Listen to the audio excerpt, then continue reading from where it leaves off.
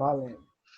Fala, pessoal, tudo bem? Tá? Eu sou o professor Flávio. Mais uma vez, a gente vem trazendo um material novo de discussão, mais um bate-papo aqui sobre uma temática que é de extrema relevância e que, dentro da dinâmica do Enem, eles têm já chamado e remetido muito essa discussão, que é o esporte como mecanismo de ascensão social, a relação do processo de ônus e bônus dentro disso tudo. Então, a gente vai perceber um pouco que de fato o esporte ele tem essa dinâmica de ascensão social, mas que ele tem aí um processo de bônus e ônus dentro desse processo. A gente tem pontos positivos e tem pontos negativos que precisam de alguma forma ser discutidos entre a gente, tá? Aí eu deixo que meus colegas se apresentem para a gente começar a contextualizar. Jonathan, fica à vontade.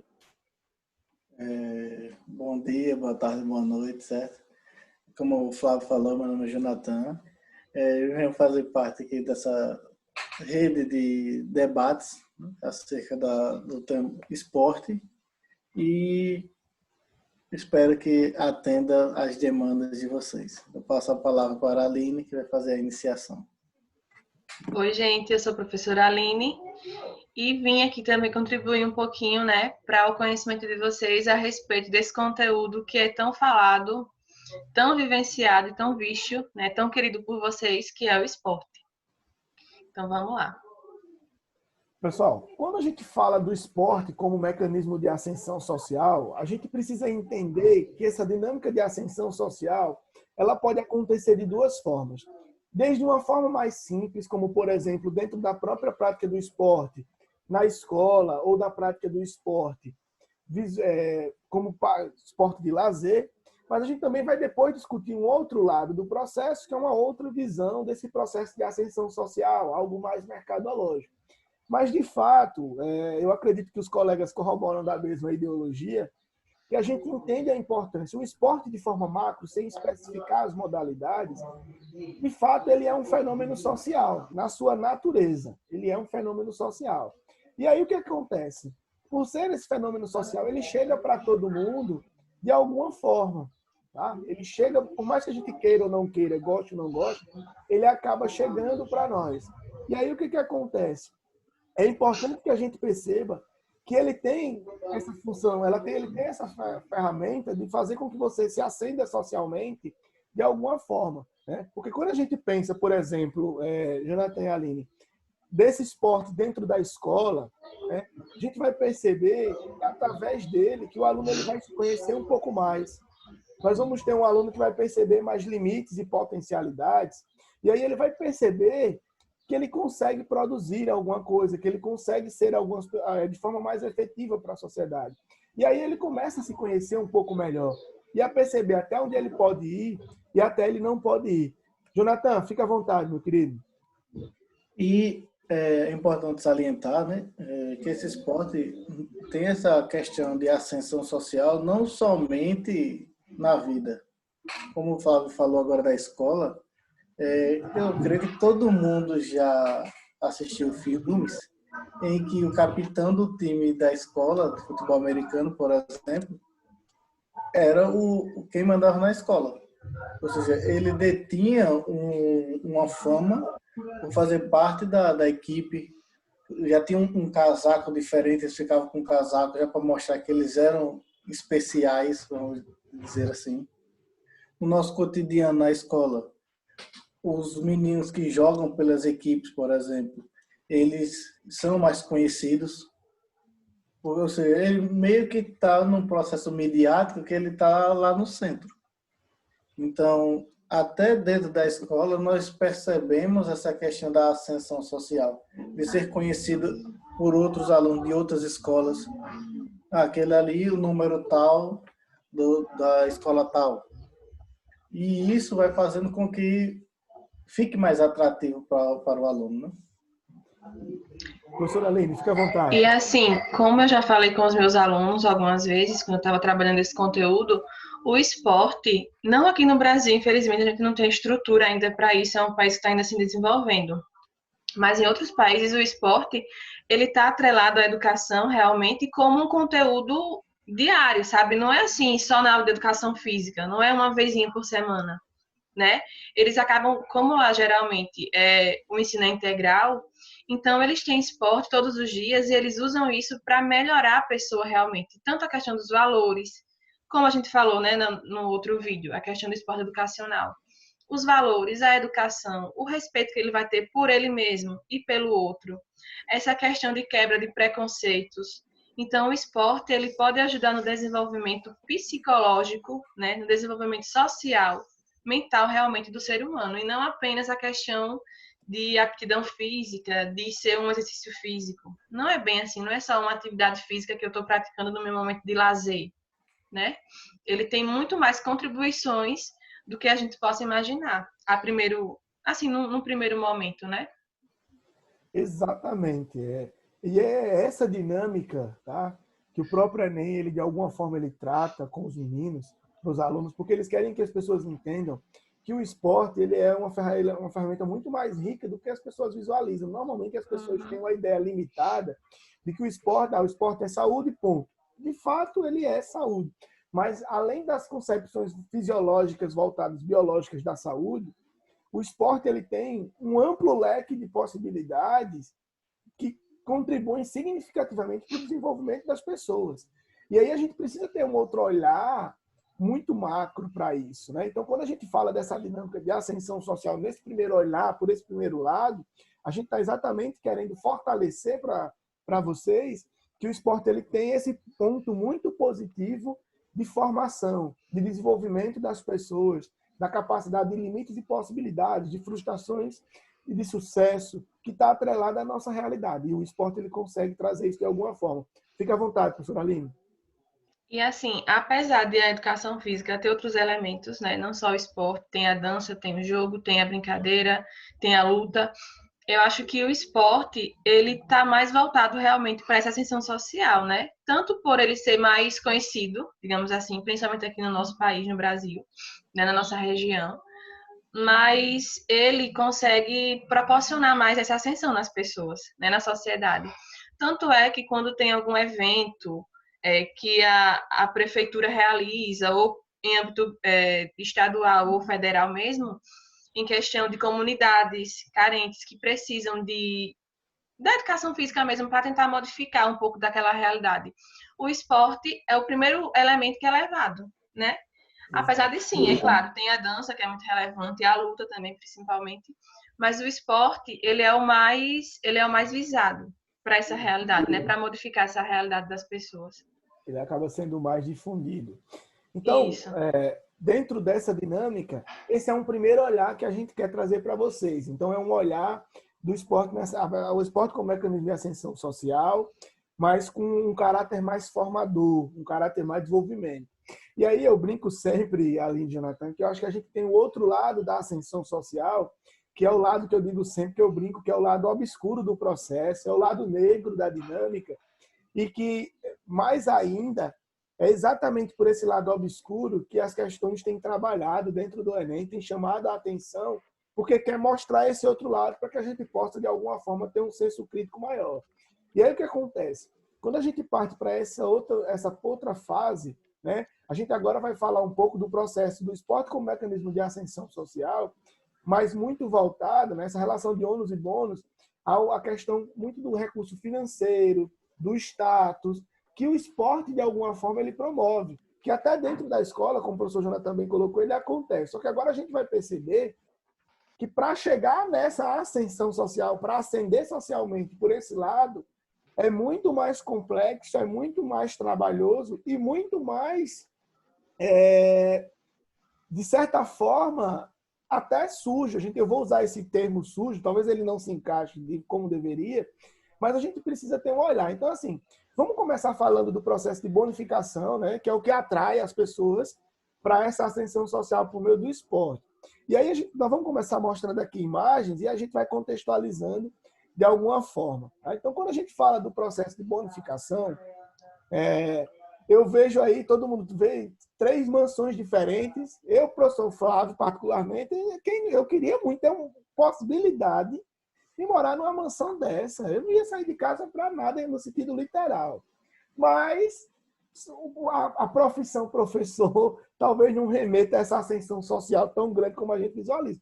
Mas é importante que a gente coloque, só um minutinho, Jonathan, que a gente vai citar o futebol como um exemplo macro para isso, porque dentro da realidade brasileira ele é o esporte mais massificado que a gente tem. Goste ou não, ele chega de alguma forma para a gente. E aí, por isso que a própria mídia se prende muito ao futebol. Jonathan, fica à vontade, meu querido. Inclusive, eu tenho certeza que vários de nossos alunos acham que essas são as nossas casas, né? São 3, Flávio, Aline e eu. É um sonho imenso, né, que a gente tem nisso, mas... A vida deles é dizer que nós somos ricos, né? Tem muito dinheiro. A minha é a do meio aí, viu? Tá vendo aí? Tem mais verde, né? Tem uma mata para você... Pronto, isso mesmo.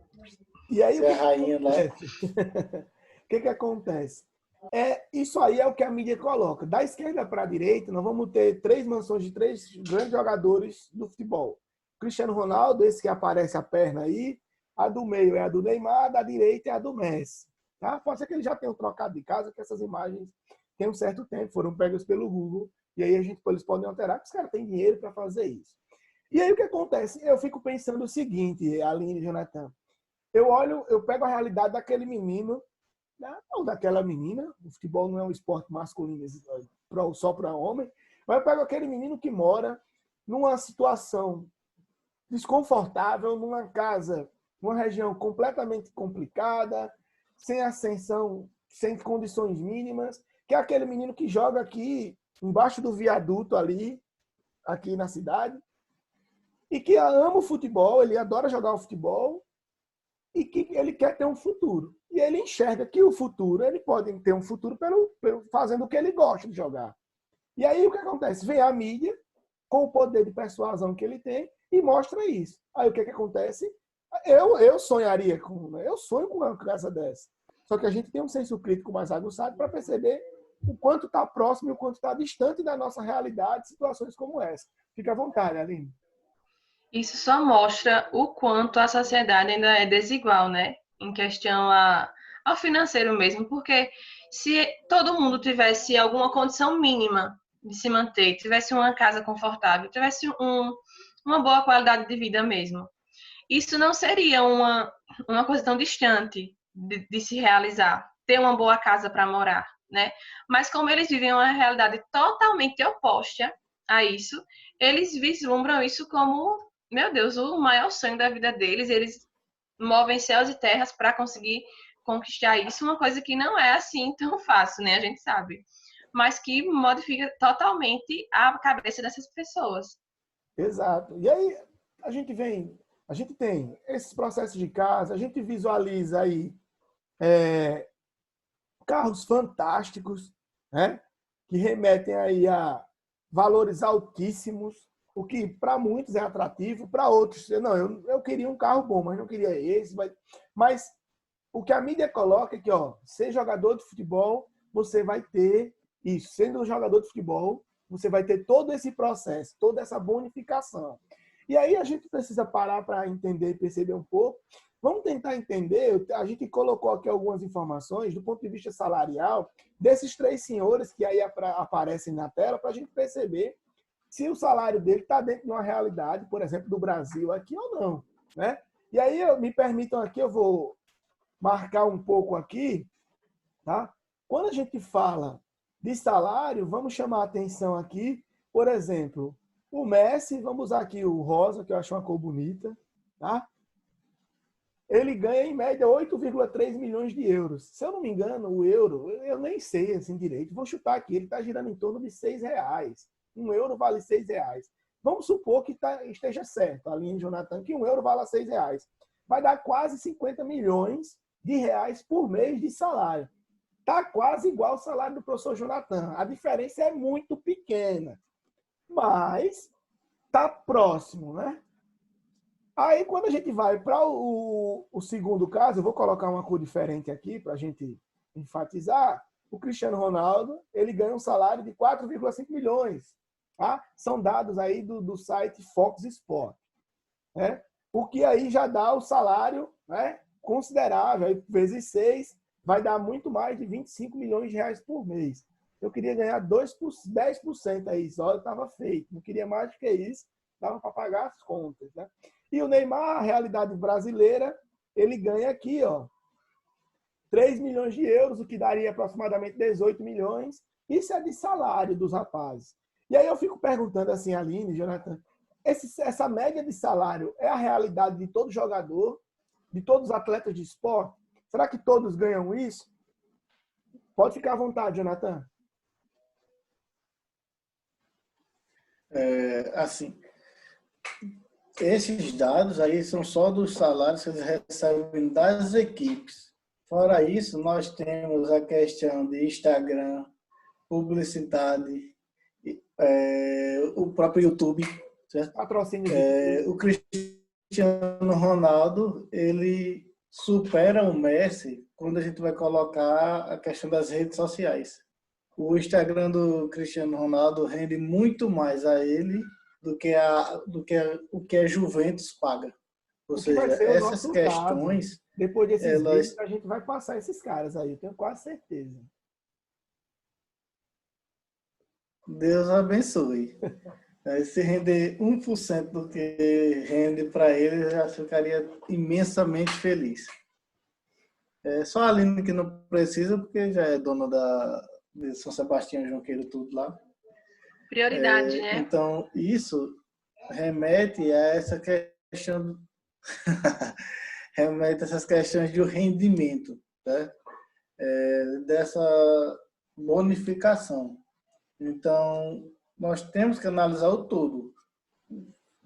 Traçando por um outro lado, vamos supor, um atleta de musculação, de bodybuilder, ele só vai receber bem se ele associar as mídias sociais dele, se ele vender a marca, vestir a camisa da empresa e vender.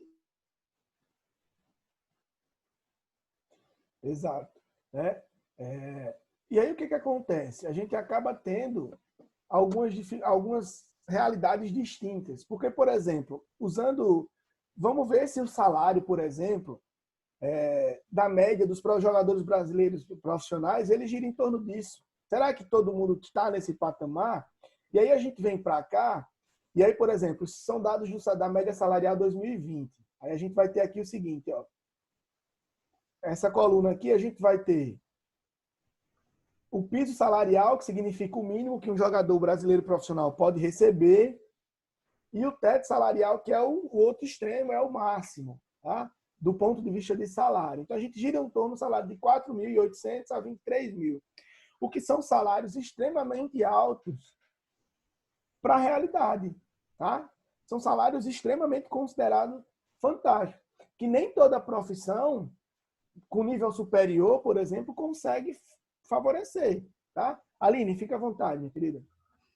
Aí, às vezes, a gente tá dando aula e pergunta, e aí, gente, vocês acham que, assim, qual a relevância social do esporte? Aí o menino não sabe responder. Aí, vejam aí esses salários mensais. Aí vocês pensem, mas será, meu Deus, que um médico, um professor, a profissão não tem a mesma importância do que jogar bola? Tem, é importante também. Mas para vocês verem como o esporte, ele está presente na sociedade de forma tão relevante no que diz respeito ao capital. Ele move dinheiro para os países, né? Assim, ele não faz bem para quem está jogando, não. Ele traz o que move realmente o país é o dinheiro, é o capital. Então, o esporte ele traz muito dinheiro em relação a competições, a Olimpíadas, a Copa, independentemente de qual seja o campeonato, ele vai gerar muito lucro, né? E a gente está vendo aqui o lucro bruto do jogador. Vocês imaginem do clube, né? Imaginem dos empresários que estão patrocinando ali aqueles jogadores, aquele evento, aquela marca. Então é muito mais do que a gente possa imaginar, né?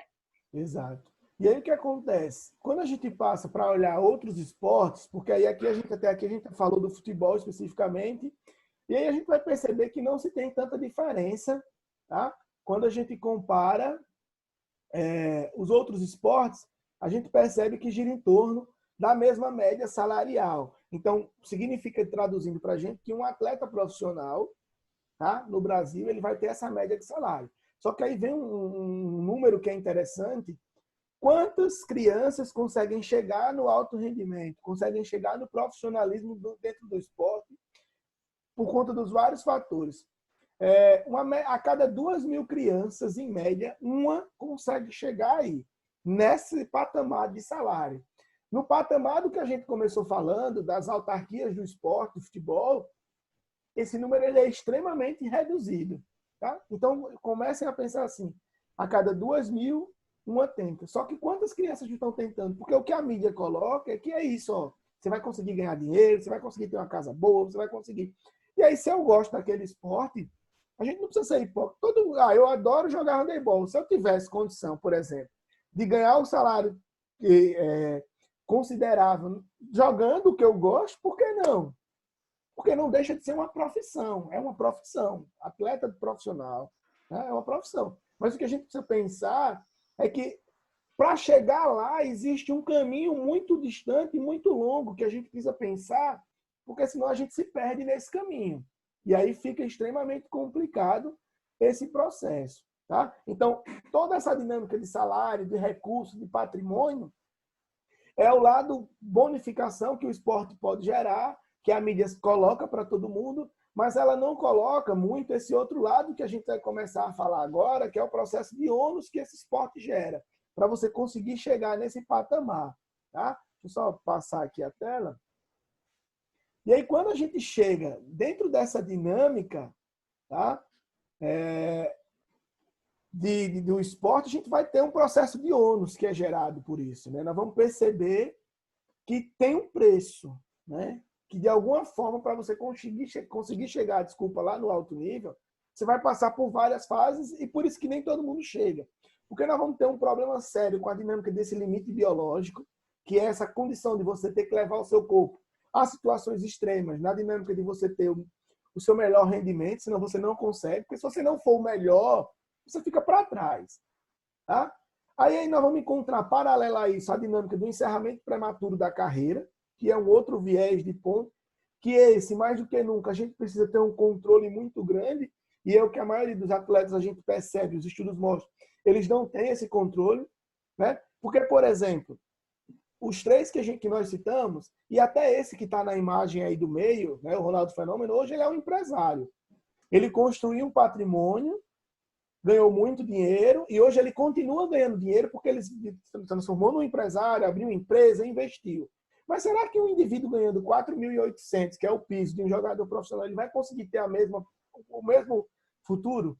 Porque a gente entende que a carreira profissional no esporte, ela para, comparada a uma carreira comum, muito precocemente. Com 35, 40 anos, você é recorde. Chegar nos 40 no esporte é recorde. E aí depois, mas a expectativa de vida é de 72 anos. O brasileiro, e esses 30 anos, ou você constrói, como a gente brinca, um pé de meia considerável, ou você não fica. Ou você precisa, paralelo a isso, você tem um plano B. Que aí é onde entra uma outra dinâmica, que as questões do Enem remeteram. O indivíduo ele fica tão alienado e sedado a chegar no alto nível, né, a ganhar, que ele esquece dos percalços que podem acontecer. Fica à vontade, Aline. É aí que entra também a questão da imaturidade, muitas vezes, de algum desses esportistas, né? Porque, às vezes, eles acabam deixando de estudar por causa do esporte, né? Então, como eles não têm um preparo psicológico para isso, eles nem pensam nessa possibilidade do aposento vir logo e eles não terem como se manter depois, né? Então, ou ele constrói uma imagem muito boa, como o Ronaldo, por exemplo, para conseguir depois se manter ainda, né? É um empresário, mas a grande maioria não pensa dessa forma, né? Então, aí que está também a questão do que ele vai deixar pela carreira dele e que vai ser prejudicial para ele depois. Porque, por exemplo, quando a gente fala de limite biológico, encerramento prematuro da carreira, a gente vai ter uma relação aí e a gente vai ter um ponto fundamental que atrapalha esse processo, que são as lesões. Tá? Então, o que acontece? O cara está sempre dando o máximo dele, porque quer ser o melhor para poder chegar no alto nível. Mas nós vamos encontrar esse encerramento prematuro, que pode ser ocasionado por uma lesão. Então, simplesmente, o cara até pensa ali, Jonathan, em construir um patrimônio, né, lá na frente, e ele até começa, mas de repente, por uma lesão, o médico dele diz, eita, Jonathan, infelizmente você não vai poder continuar jogando. E nem deu tempo dele construir. E aí o que acontece? Durante esse processo, ele acabou esquecendo de investir paralelo de ter uma segunda formação. Não, vou terminar a escola, vou fazer uma faculdade paralela aqui, à distância, seja lá como for, vou ter um nível superior, e quando eu parar aqui, eu posso começar a exercer uma outra função. E aí, isso não acontece. Jonathan, pode ficar à vontade, meu querido. Porque quando a gente está falando desse limite biológico, a gente está falando de treinamento. Então, o processo de treinamento ele é associado a essa questão de enganar o organismo. Então, eles vão estar se fazendo valer de mecanismos e situações não ideais para o corpo, não ideais para a vida. É onde vão estar ocorrendo esse encerramento prematuro da sua carreira. E, possivelmente, lesões e complicações futuras. Exatamente. Então, assim, o que acontece? Quando a gente fala dessa dinâmica de encerramento prematuro da carreira, existem vários fatores. Eu estou citando aqui as lesões, porque acaba sendo um carro-chefe, porque a sobrecarga é tão grande que o corpo não aguenta. E aí ele tem que parar com 34, 30, 34, 35 anos, porque o corpo não suporta. Porque às vezes a pessoa questiona, professor, né? Uma pessoa num trabalho convencional para com 60, 65, e no esporte o cara para com 35, é bom. Mas para com isso porque o corpo não tem suporte para ir além. Ele não aguenta a carga natural que vai ser pedido. Mas, por exemplo, as lesões podem fazer para antes? Podem. Mas ele simplesmente ele pode estar lá e o dirigente chegar para ele e dizer assim, ó, não dá mais. E ele não encontrar emprego em outras situações. E aí ele vai ter que parar e ele esqueceu. Por que ele esqueceu? Porque ele saiu para fazer um teste no clube tal, esqueceu da escola. Foi fazer teste em outro lugar, esqueceu da escola. E aí vai deixando a escola, que é a formação básica inicial para a criança e para o jovem, para trás. Tá? Pode ficar à vontade, professora Aline. E assim, como é muito caro o preço que se paga por um atleta, então eles se veem na obrigação e no direito de não respeitar o limite do corpo daquele atleta. Então, assim, eu estou pagando caro aqui, é uma mercadoria cara para mim, ele não pode parar 3 meses para descansar, para o corpo dele se recuperar, porque já vai ter passado o campeonato. Então, valeu a pena investir esse dinheiro nesse indivíduo? Não valeu. Então, assim, as pessoas, elas ganham bem, mas elas são tratadas de uma forma muito, como é que eu posso dizer? Mercadoria. Como uma mercadoria mesmo, né? Não respeita o limite do corpo, nem o limite da pessoa. Eles querem resultados, e querem resultados logo. Independentemente de se a pessoa está morrendo ali, eles não estão nem aí. Exato.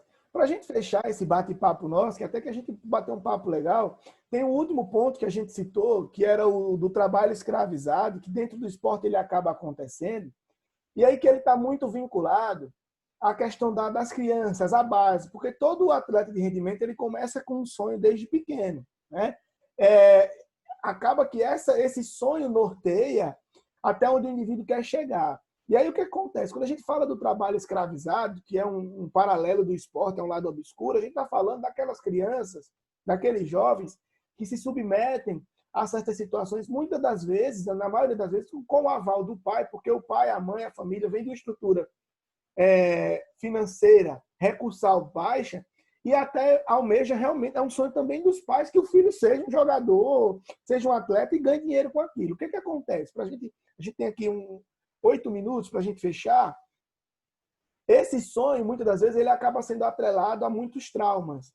O menino ele se submete a situações de conviver em clubes que não têm estrutura mínima, que a alimentação é precária, que o local é precário. A gente pode citar como exemplo o acidente que aconteceu com o pessoal daquele clube do Flamengo, os jovens que perderam a vida.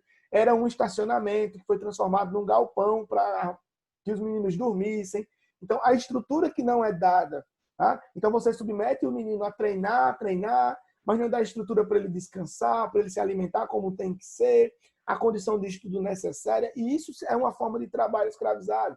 Sem falar pelo outro lado, a questão dos empresários que vinculam, e assim sucessivamente. Então, isso eu vejo como um problema também dentro do esporte, uma violência dentro do esporte, e que às vezes não é colocado, porque todo mundo só visualiza ali. E o Neymar chegou lá. Então, eu vou tentar chegar lá, fazer esse caminho que a seta mostra para a gente.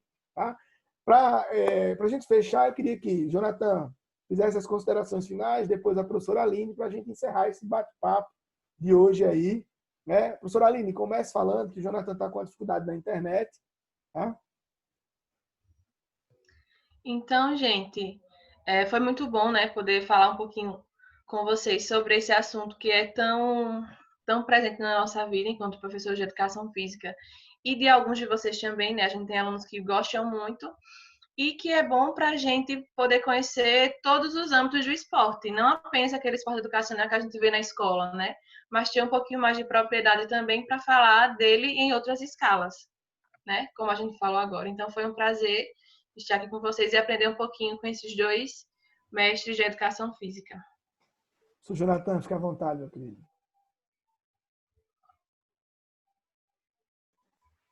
Gostaria também de agradecer o convite e falar que tudo que nós fazemos é para vocês, para tentar ajudar no máximo possível. Então, um grande abraço e qualquer coisa podem contar